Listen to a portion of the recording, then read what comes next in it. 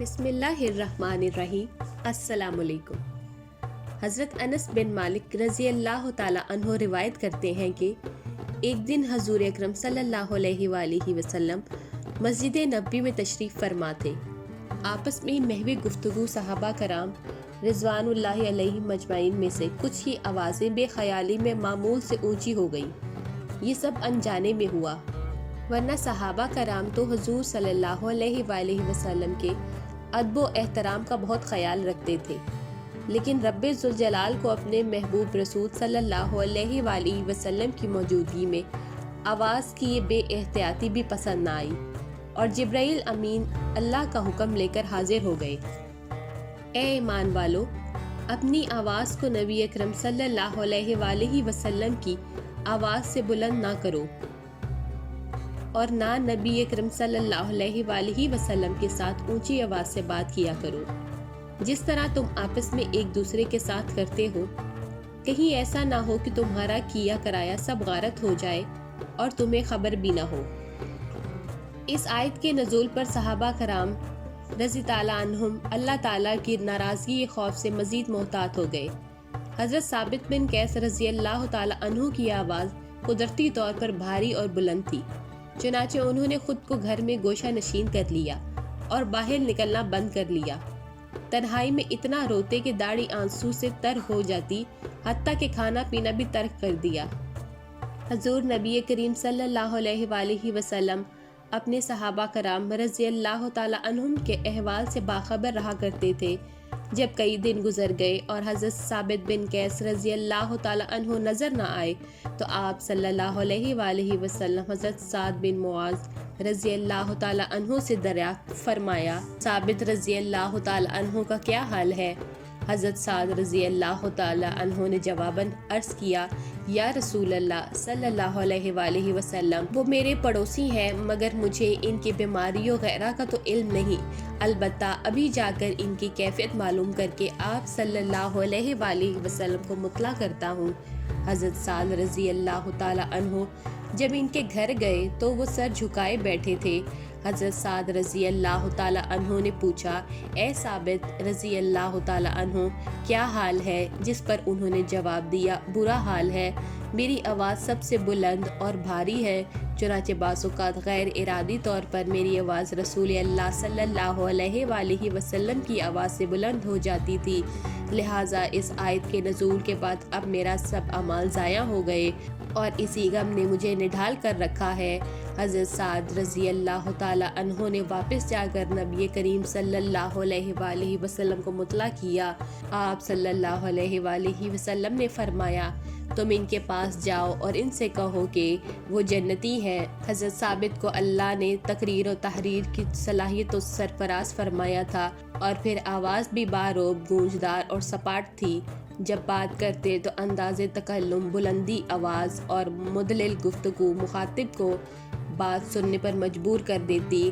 خطاب کرتے تو تقریر کا جادو سر چڑھ کر بولتا، اور الفاظ کی روانی، جملوں کی ترتیب، آواز کا اتار چڑھاؤ بہتے پرزور دریا کی مانند ہوتا، جو اپنے سامنے آئی ہر چیز بہا لے جاتا ہے۔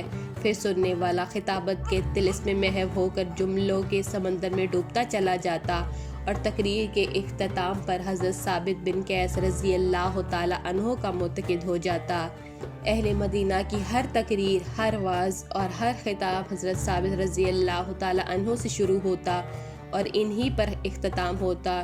شروع میں اہل مدینہ نے انہیں خطیب انصار کا خطاب دیا تھا، لیکن جب انہوں نے اپنے آپ کو تبلیغ دین اور خدمت نبوی صلی اللہ علیہ وآلہ وسلم کے لیے وقف کر دیا، تو پھر وہ خطیب رسول صلی اللہ علیہ وآلہ وسلم کے لقب سے یاد کیے جانے لگے۔ جب مسیلمہ کذاب نے نبوت کا دعویٰ کر دیا اور آپ صلی اللہ علیہ وآلہ وسلم کو خط لکھا کہ نبوت میں آپ اور میں دونوں شریک ہیں، لہٰذا نصف ملک قریش کا اور نصف میرا رہے گا، آپ صلی اللہ علیہ وآلہ وسلم کے رحلت کے بعد سیدنا صدیق اکبر رضی اللہ تعالی عنہ نے اس فتنے کی سرکوبی کے لیے اکرمہ رضی اللہ تعالی عنہ بن ابی جہل کو روانہ کیا۔ لیکن وہ شکست کھا گئے۔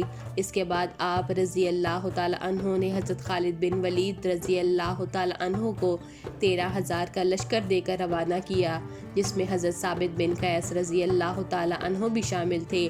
مسیلمہ کذاب نے یمامہ میں 40,000 سے زیادہ جنگجو جمع کر رکھے تھے۔ جنگ کے دوران ایک لمحہ وہ بھی آیا کہ جب مسیلمہ کذاب کے جنگجو مسلمانوں پر بھاری پڑ گئے۔ ایسے میں حضرت ثابت بن قیس رضی اللہ تعالیٰ عنہ نے ایک پرجوش اور ولولہ انگیز خطاب کرتے ہوئے مجاہدین کا لہو گرما دیا، جس سے ان کے حوصلے بلند ہو گئے۔ دوسرے دن کا سورج طلوع ہوا تو یمامہ کے آسمانوں نے عزم و ہمت اور جذبہ جہاد کا ایک ایمان افروز منظر دیکھا، جس نے جنگ کا پاسہ پلٹ دیا۔ حضرت ثابت بن قیس رضی اللہ تعالیٰ عنہ نے خوشبو لگائی، سر سے کفن باندھا اور خندق کھود کر بے شیر کی طرح دشمنوں پر حملہ آور ہو گئے۔ حضرت ثابت رضی اللہ تعالیٰ عنہ کے جوش و جذبے کا یہ عالم تھا کہ وہ دشمنوں کی لاشوں کا ڈھیر لگاتے، تن تنہا ان کی صفوں کو چیرتے دور تک نکل گئے، یہاں تک کہ دشمنوں نے انہیں چاروں طرف سے گھیر کر شہید کر دیا۔ حضرت ثابت بن قیس رضی اللہ تعالیٰ عنہ کی اس شہادت نے مجاہدین میں شوق و شہادت کو بیدار کر دیا، اور پھر انہوں نے اللہ کی تائید و نصرت کے سائے میں متحد ہو کر نبوت کے جھوٹے دعوے دار مسیلمہ کی فوج پر بھرپور حملہ کر دیا۔ اللہ نے فتح نصیب فرمائی۔ وحشی رضی اللہ تعالیٰ عنہ نے اپنا نیزہ پھینکا جو مسیلمہ کذاب کی ذرے کو چیرتا ہوا اور اس کے جسم کے آر پار ہو گیا اور وہ جہنم رسید ہو گیا۔ حضرت ثابت رضی اللہ تعالیٰ عنہ لڑائی کے وقت ایک نہایت نفیس اور عمدہ ذرہ زیب تن کیے ہوئے تھے۔ جب شہید ہو گئے تو کسی نے ان کے جسم سے ذرہ اتار کر اپنے خیمے میں چھپا لی۔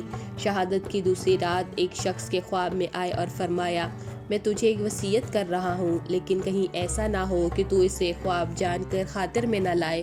جب کل میں شہید کر دیا گیا تو فلاں شخص میرے پاس سے گزرا اور میری ذرہ اتار کر اپنے خیمے میں لے گیا، اور اس کا خیمہ فلاں سے میں واقع ہے۔ اس شخص نے میری ذرہ اپنی دیگ میں رکھی ہے۔ تم خالد بن ولید رضی اللہ تعالیٰ عنہ کے پاس جاؤ اور ان سے کہو کہ اس شخص سے ذرہ حاصل کر لے۔ میں تمہیں ایک اور نصیحت کرتا ہوں اور دوبارہ متنبہ کرتا ہوں کہ اسے خواب سمجھ کر ضائع نہ کرنا۔ خالد رضی اللہ تعالیٰ عنہ سے کہنا کہ جب تم مدینہ منورہ پہنچ کر خلیفۃ المسلمین سے ملو تو ان سے کہنا کہ ثابت بن قیس رضی اللہ تعالیٰ عنہ پر اتنا قرض ہے اور فلاں میرے غلام ہے، لہٰذا میرے قرض کی ادائیگی ذرہ بیچ کر دے اور میرے غلام آزاد کر دے۔ وہ شخص نیند سے بیدار ہوا اور حضرت خالد بن ولید رضی اللہ تعالیٰ عنہ کو جو کچھ دیکھا اور سنا تھا کہہ سنایا۔ تمام باتیں سن لینے کے بعد حضرت خالد بن ولید رضی اللہ تعالیٰ عنہ نے ایک صحابی کو ذرہ لانے کے لیے بھیجا اور وہ ذرہ اس جگہ پر مل گئی۔ جب حضرت خالد بن ولید رضی اللہ تعالیٰ عنہ مدینہ منورہ لوٹ کر آئے تو حضرت ابو بکر صدیق رضی اللہ تعالیٰ عنہ کو تمام حالات کہہ سنائے اور حضرت ثابت بن قیس رضی اللہ تعالیٰ عنہ کو خوابگاہ میں کی گئی وصیت سے بھی آگاہ کیا، جس پر صدیق اکبر رضی اللہ تعالیٰ عنہ نے وصیت پوری کر دی۔